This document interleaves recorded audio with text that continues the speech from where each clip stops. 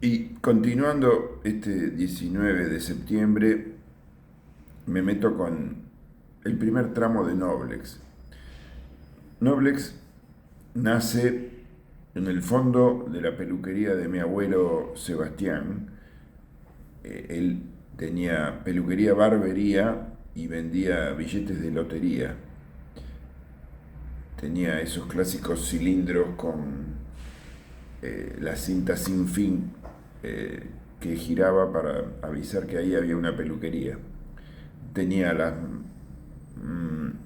grandes, eh, creo que eran como eh, mecheros, no, tiene un nombre, donde se colocaban los fomentos, las toallas húmedas se calentaban en unos calentadores de, creo que eran con carbón o serían con gas, no lo sé. Y en el fondo de esa peluquería donde trabajaban todos, mi abuelo con sus tres hijos, Alfredo, Pedro y Armando, en el fondo Armando comenzó con un taller de reparación de radios y de electricidad. Él estudió en una escuela técnica y sabía algo de electricidad y empezó como autodidacta a aprender a hacer radios.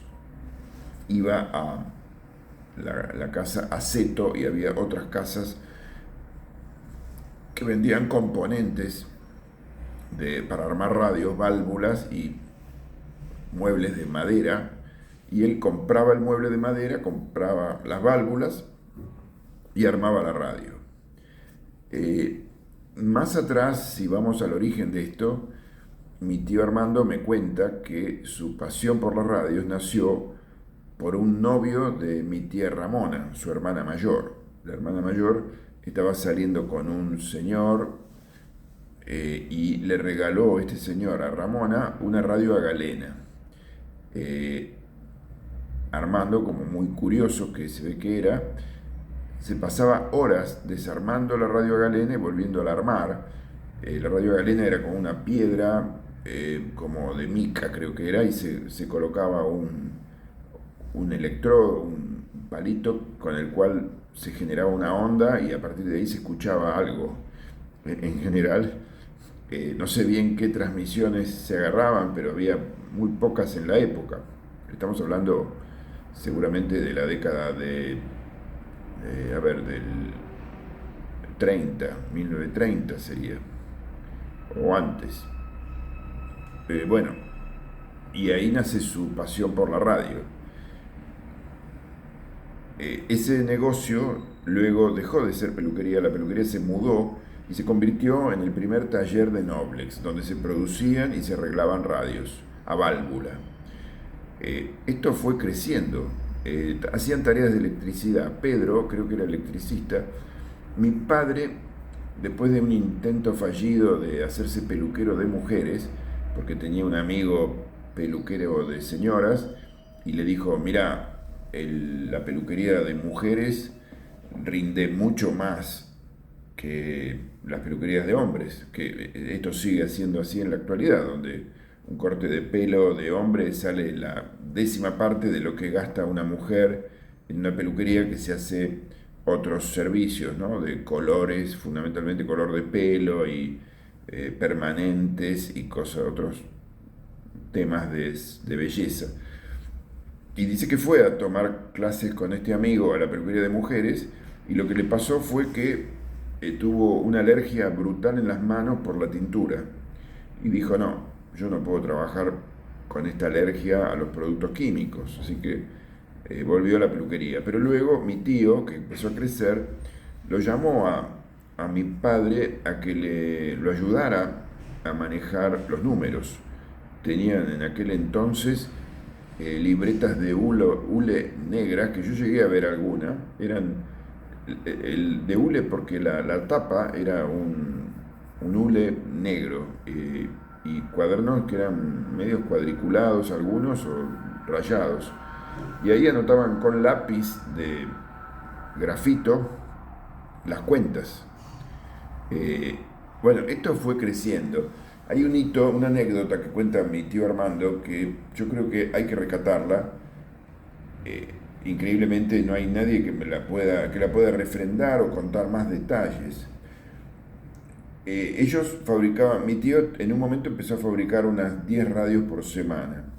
Y apareció un señor muy especial, descrito por mi tío, con un saco importante, medio brillante, con bigote cintita, como se usaba en esa época, y tenía un auto muy importante, que yo creo que me dijo que era un Impala. El Impala era el auto más sofisticado que se traía de Estados Unidos en esa época. Y ese señor le empezó a comprar radios en cantidad y le decía que, bueno, que le compraba toda la producción de la semana siguiente. La venía a buscar, la cargaba en el baúl del auto y se iba. Y entonces se empezaron a interrogar qué hacía este señor, qué hacía con las radios. Y entonces un día decidieron montar una especie de guardia con un auto que yo creo que era el auto, hasta me dijo el modelo de auto, era un Chevrolet 51, que era un auto negro, en esa época casi todos los autos eran de color negro, que estaban estacionados ahí esperando que el señor saliera con las radios. Y lo siguieron.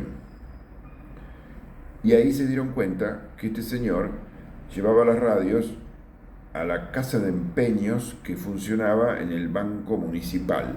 El Banco Municipal fue el antecesor del actual Banco Ciudad de Buenos Aires, que se llamaba Banco, no sé, tenía algún nombre, pero era el Banco, sí, Banco Municipal, de la Municipalidad de Buenos Aires.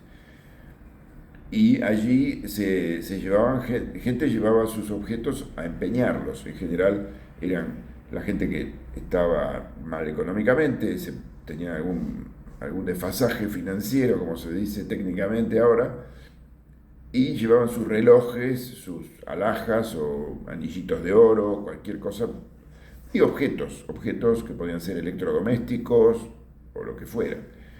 Y este señor llevaba las radios y las ponían en remate a $1, que era lo que el señor, como base, era lo que el señor pagaba a mi tío por esa radio, pagaba $1.